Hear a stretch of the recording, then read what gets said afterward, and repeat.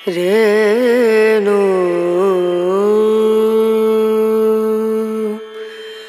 রনা রনা না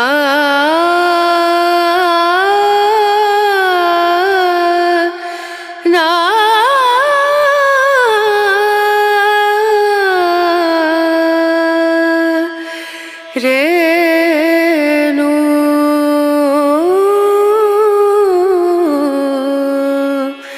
রেণু।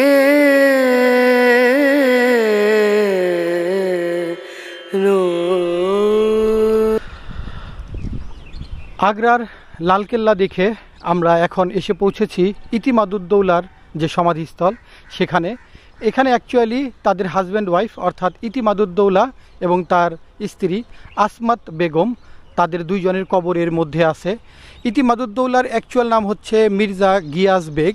উনি সম্রাট জাহাঙ্গীরের শ্বশুর অর্থাৎ সম্রাজ্ঞী নূরজাহানের বাবা মা। আর এটাই আগ্রাতে, মানে দিল্লিতে তো সম্রাট হুমায়ুনের সমাধি সর্বপ্রথম, কিন্তু এটাই হচ্ছে আগ্রাতে মুঘলদের সর্বপ্রথম কোনো সমাধি। আর এই সমাধিটা তৈরি করা শুরু হয়েছিল 1622 সালে এবং শেষ হয়েছিল 1628 সালে, মানে 6 বছরের মধ্যে এইটার মানে সম্পূর্ণ তৈরি করার কাজ শেষ হয়ে যায়। এইটার যে এই যে ফ্লোরটা মানে বেসটা, এই বেসটা তৈরি হয়েছে লাল বেলে পাথরে, আর এরপরে এর উপরে পুরোটাই হচ্ছে মার্বেলের কাজ করা।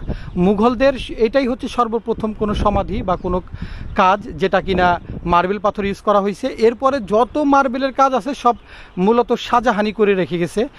আর এইটাই জাহাঙ্গীরের আমলে বা মুঘলদের আমলে সর্বপ্রথম মার্বেলের তৈরি কোনো একটা সমাধি। এটা দেখতে অনেকটা যদিও তাজমহলের মতো এখন মনে হচ্ছে, কিন্তু অ্যাকচুয়ালি এটাকে এই জন্য অনেকে কিন্তু মানে বেবি তাজ বলে, মানে ছোট তাজমহল বলে আর কি, বেবি তাজমহল। প্রচণ্ড পরিমাণে গরম, সারাদিন ফুলাতা গেঞ্জি পরেছিলাম, এখন গেঞ্জিটা খুলে আবার একটা হাফাতা মানে স্যান্ডো গেঞ্জির মতো একটা এইটা পরে নিছি। আর আমাদের সকালে আজকে ট্রেন অলরেডি অনেকখানি লেট করছে। তো আমি এইখানে মানে এবারই প্রথম এসেছি। এর আগেও একবার আমি দিল্লিতে আগ্রাতে এর আগে আরও 2 বার এসেছি, কিন্তু আসলে এই জায়গাটা আমার ঘোরা হয় নাই। তবে এইখানে এবার এসে আমি খুবই আশ্চর্য হয়েছি একটা বিষয়, সেটা হচ্ছে যে এখানেও মানে হুমায়ুনের সমাধিতে আমরা যেটা দেখতে পাই যে 4 বাগের একটা কনসেপ্ট, মানে 4 বাগে মানে 4টা বাগান, মানে আপনি যেদিক থেকেই তাকাবেন 1 2 3 4 1 2 3 4 এইভাবে 4টা বাগানের যে কনসেপ্ট, এই 4 বাগ এখানেও আছে। তো এই 4 বাগের কনসেপ্টটা এই কারণে করে ওরা, মানে এটা হচ্ছে পার্সিয়ান একটা কালচার বা একটা বলা যায় মিথ বা উপকথা, যে এটা হচ্ছে জান্নাতের একটা নিদর্শন। তো মির্জা গিয়াস বেগ অ্যাকচুয়ালি ওনারা সপরিবারে ওনারা পারস্য থেকে ভারত উপমহাদেশে আসে মুঘল সাম্রাজ্যের কোনো একটা চাকরির আশায়। এখানে একটু বসি, প্রচণ্ড পরিমাণে গরম। তো তারা আসার পরে তিনি তার নিজ-যোগ্যতা বলে বা যেভাবেই হোক উনি মুঘল দরবারে একটা চাকরি পান। আর যখন কিনা নূরজাহানের সাথে মানে মেহরুন্নেসার সাথে যখন কিনা সম্রাট জাহাঙ্গীরের বিয়ে হয়, তখন তার উপাধি হয় নূরজাহান, মানে সমগ্র জাহানের আলো। তো এরপর থেকে তার বাবার উত্তরোত্তর তার পাওয়ার বৃদ্ধি পায় এবং উনি এক সময় প্রধানমন্ত্রী হিসেবে দায়িত্ব পালন করেন। যদিও সম্রাট জাহাঙ্গীরের আমলে সম্রাট জাহাঙ্গীর নামে মাত্র উনি কিন্তু সম্রাট ছিলেন, কিন্তু অ্যাকচুয়ালি রাজ্যের যে বড় বড় সিদ্ধান্তগুলোর মধ্যে প্রভাব রাখতেন হচ্ছে নূরজাহান আর তার বাবা এবং তার ভাই। তো সম্রাট জাহাঙ্গীরের কবরটা কিন্তু অ্যাকচুয়ালি ভারতে না, মানে এই মুহূর্তে মানে যেটাকে আমরা ভারত জানি সেইটা না, মানে ইন্ডিয়াতে না, তার কবর হচ্ছে লাহোরে সেইখানে। আর নূরজাহানের কবরও কিন্তু লাহোরে, আর বাকি সবার কবরগুলো এখানে। এই তথ্যটা যারা জানতেন না তারা আজকে জেনে নেন যে সম্রাট জাহাঙ্গীরের কবর হচ্ছে লাহোরে এবং সম্রাজ্ঞী নূরজাহানের কবর হচ্ছে লাহোরে। আর বাকি যাদের কবর আছে, যেমন সম্রাট আকবরের কবর হচ্ছে এই আগ্রাতে, আকবর টুম্ব নামে পরিচিত। আওরঙ্গজেব, তারপর দারাশিকো, সুজা, মুরাদ, হুমায়ুন, তাদের সবার কবর। আর বাবরের কবর হচ্ছে আফগানিস্তানের কাবুলে। সো মোটামুটি বাবর ছাড়া বাকি যারা ছিলেন তাদের সবার কবর এইখানেই। আর জাহাঙ্গীরের কবর চলে গেছে হচ্ছে লাহোরে। মানে একদিকে হচ্ছে 4 বাগ আর তার উপরে ওইটা ওইভাবে দেয়াতে আবার এইখানে এই যে বিভিন্ন নালা আছে, যেগুলো দিয়ে পানি যেত আর জায়গায় জায়গায় ফোয়ারা ছিল।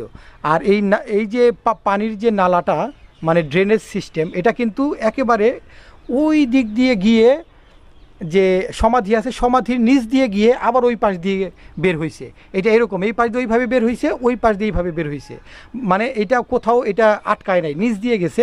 কিন্তু দেখলে মনে হবে যে এটা মনে হয় আবার ডান দিকে বাম দিকে হয়তো সাইড কেটে গেছে, আসলে তা না। তো চারবাগের আরেকটা বিষয়, মানে যে বাগানটা মুঘলরা সবসময় কেন করতো, সেটা হচ্ছে যে এই যে বাগানে বিভিন্ন গাছপালা থাকে, ফুল ফল গাছ থাকে, এটা হচ্ছে জীবনের নিদর্শন, স্পন্দন। আর এই যে পানি, এটা হচ্ছে ইটারনাল লাইফের একটা নিদর্শন, ইটারনাল লাইফ মানে অমরত্বের একটা নিদর্শন। তো এই জন্য এই দুইটা জিনিস এরা সবসময় যে কোনো সমাধিস্থলের আশেপাশে তারা রাখার চেষ্টা করে, যাতে মানে জান্নাতের একটা বিষয়, তারা জান্নাতে আছে এরকম কিছু একটা তারা বোঝাতে চেয়েছে। হয়তো আমার ছোট মাথায় এতটুকুই ধরতে পারছে, নয়তো এই কনসেপ্ট আসার কোনো মানে নাই। তো যাই হোক, মোটামুটি এইটাই তো ছিল ইতিমাদুদ্দৌলার আমাদের আজকে ঘোরাঘুরির পর্ব। গরমটা একেবারে কম না, তবে এখন একটু বিকেলের দিকে তো একটু আস্তে আস্তে একটু গরমটা একটু কমতেছে আমার কাছে মনে হচ্ছে আর কি। তো আমরা এই পুরো ইতিমাদুদ্দৌলাটা একবার একটা চক্কর দিব, চক্কর দিয়ে তারপরে ওই দিক দিয়ে আবার বের হয়ে যাব। আরেকটা বিষয় বলে দেই, সেটা হচ্ছে যে সার্কভুক্ত দেশ এবং ফরেনারদের জন্য টিকিটের দাম সব জায়গায় অনেক বেশি, সব জায়গায়।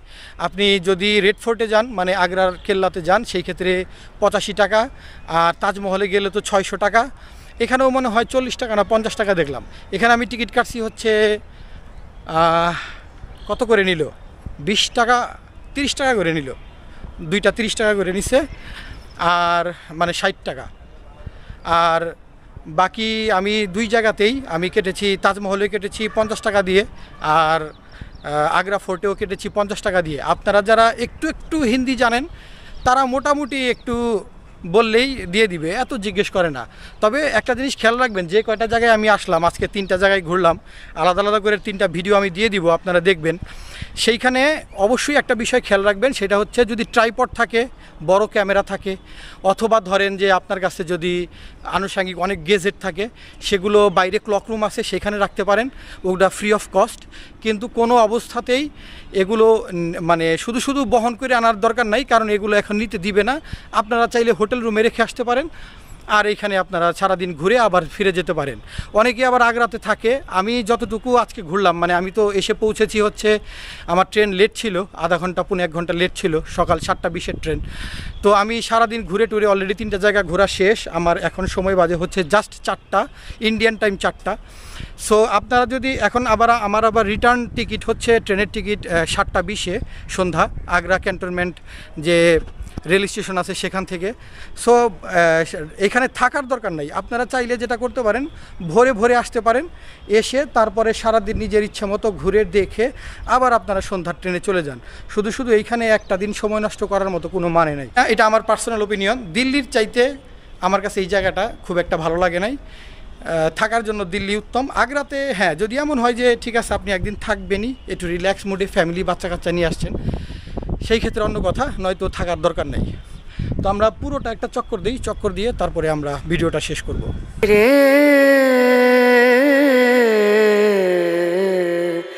নো দিম দুম দানা দা দিম দানা দা দিম দুম দানা দা দিম দানা দিম দুম দানা দিম দুম দানা দা দিম দানা উদানি দানি দানা দিরে দানা। ওকে, ভিডিওটা এখনই শেষ করব। আর শেষ করার আগে জাস্ট আপনাদেরকে একটা কথা আমার রিকোয়েস্ট থাকবে, সেটা হচ্ছে যদি আপনারা আগ্রা পর্যন্ত এসেই পড়েন, যে তাজমহল, তারপরে আপনারা দেখবেন আগ্রা ফোর্ট, এগুলো দেখবেন, তাহলে অবশ্যই ইতিমাদুদ্দৌলাটাও একটু দেখে যেতে পারেন। জায়গাটা ছোট, বাট একটু নিরিবিলি, একেবারে নিরিবিলি। আমার ভিডিওতে মনে হয় আপনারা অলরেডি দেখছেন যে আমি চারিদিকটা যে ঘুরলাম, মানে আর একজন ট্যুরিস্টও চোখে পড়ে নাই। 1-2জন আছে চিপা চাপা দিয়ে, কিন্তু আর খুব একটা চোখে পড়ে নাই। সো আসতে পারেন, আর একটু বিকাল দিকে আসলে তো খুবই ভালো।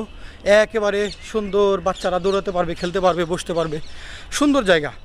আর যারা ট্যুরিস্ট বাসে আসতে চান, আমি এটাও আপনাদেরকে বলে দিই, যারা ট্যুরিস্ট বাসে আসতে চান তারা একটু খেয়াল রাখবেন, কারণ মাইন্ড করবেন না, যারা মুসলমান আছেন তারা বৃন্দাবন, মথুরা, শ্রীকৃষ্ণের জন্মস্থান, এই সব জায়গায় আপনার প্রায় 4-5 ঘন্টা ওইখানে তারা ট্যুর দেওয়াবে। তো ওই সময়টা শুধু শুধু এখানে নষ্ট করে লাভ কি? আপনি যেগুলো দেখতে চান সেগুলো চাইলে আপনি একা একা মানে ট্রেনে এসেও এগুলো দেখে যেতে পারেন, ওই জায়গাগুলো অ্যাভয়েড করতে পারেন। কিন্তু যদি ট্যুরিস্ট বাসে আসেন তাহলে ওই জায়গাগুলো আপনাকে দেখতেই হবে। সো আপনারা চাইলে বাসেও আসতে পারেন সরাসরি আগ্রা দিল্লি থেকে, অথবা চাইলে ট্রেনেও আসতে পারেন। তো আজকের মতো এই পর্যন্তই। যদি আমার ইনফরমেশনগুলো আপনাদের ভালো লাগে তাহলে অবশ্যই আমার চ্যানেলে একটা সাবস্ক্রাইব করবেন, আমার ভিডিওতে লাইক করবেন এবং শেয়ার করবেন। ভালো থাকবেন, সুস্থ থাকবেন, আল্লাহ হাফেজ।